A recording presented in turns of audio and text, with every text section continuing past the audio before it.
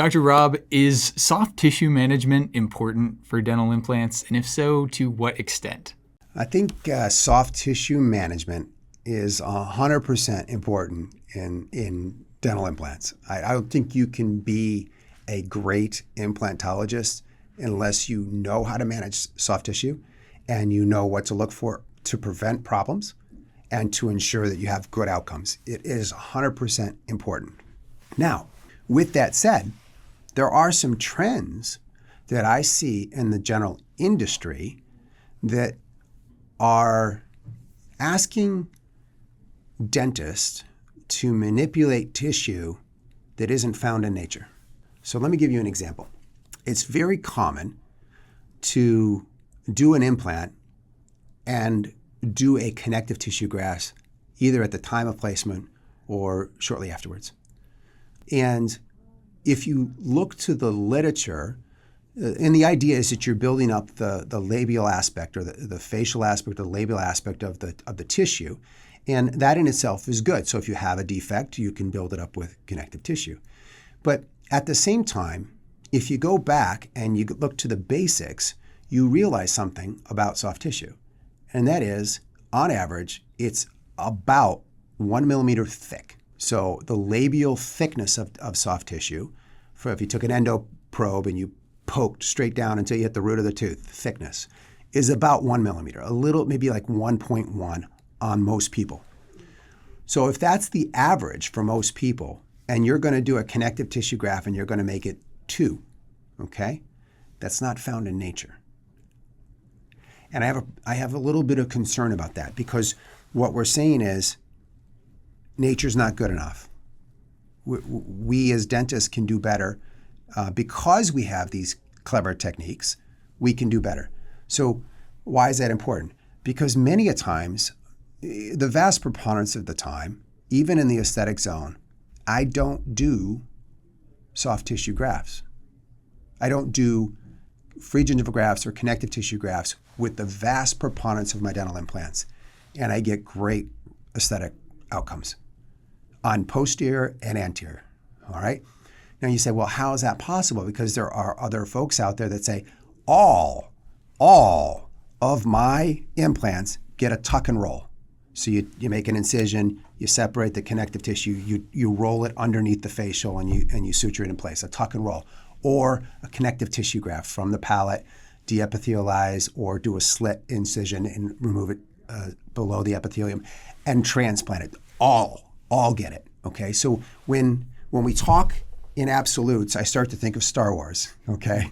So only Siths talk in absolutes. So I never like to talk in absolutes, and I don't like to hear people talk in absolutes. So when they say all get this, I go, oh, that's dangerous, because I said most of my cases don't require it, didn't I? I didn't say all of them, because sometimes there are situations where you need this technique. You need to be able to manage the soft tissue.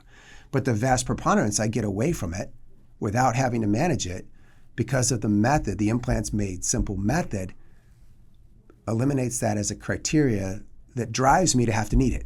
In other words, I can get the implant in the right location, and I can hide the color of the implant by putting it in the right location, and the soft tissue's where it needs to be, and the attached keratinized gingiva is surrounding the implant. In fact, my objective is to have 3 millimeters surrounding the entire platform of the implant on every single case.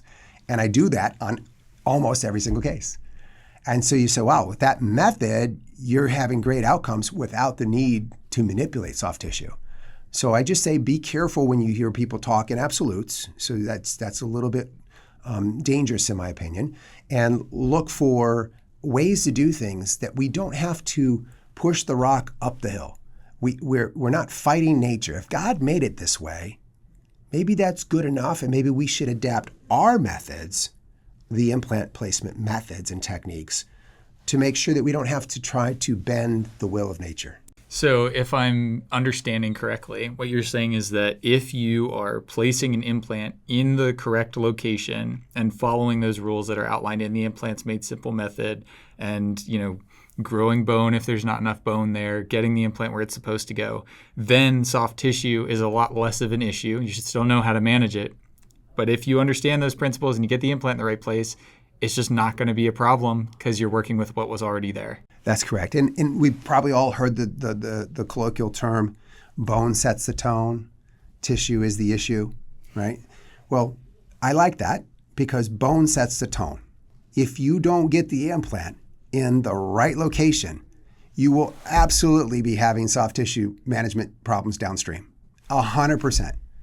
If you don't get the implant deep enough, you have soft tissue problems. If you get the implant too deep, you have soft tissue problems. If you put the implant too labial so that you have a fenestration out the labial bone, you have soft tissue problems. So bone sets the tone 100%. You must get the implant in the right location. In addition to that, the implant needs to be sized appropriately, okay? So sizing that implant and getting in the right location is of paramount importance. But if you do that right, the tissue is the issue only when you get the bone sets the tone wrong. If you get the bone part right, the sizing and the location right, you don't have a lot of problems with the second part of that colloquial statement and have to manage soft tissue. It's just not necessary, which is just really clever. And people look at me all the time and they say things like, how is it that you don't have to do these procedures? I show them the before and after pictures and I say, I don't need it. And they go, how you doing? I say, well, get the implant sized properly in the right location and you don't have this problem. Right on. Sounds like just another reason to follow the method. It's a simple method. That's why we call it Implants Made Simple. And that's fitting because? Well, this has been another episode of Implants Made Simple. I'm Dr. Robert Stanley, Smile Engineer, out.